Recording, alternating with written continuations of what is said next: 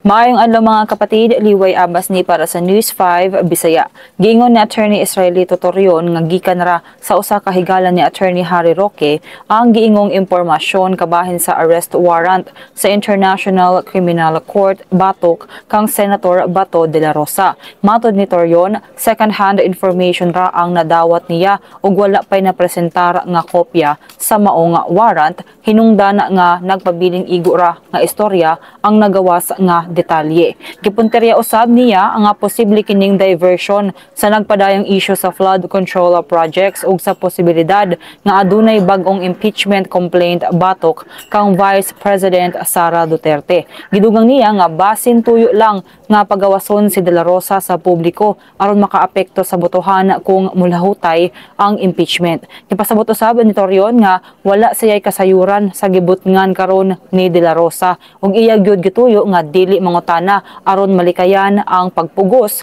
nga motubag. Sa laing bahin, iyang giingon nga posibleng taktika lang ang pamahayag nga nakita kuno ang senador sa Pampanga aron mabalhin ang lihok niini ug masayon kuno nga ma-monitor. Kini sa lamang atong update, magpadayon na sa pagbantay sa social media pages sa News 5 para sa uban pa mga balita ug update. Amping tangtanan.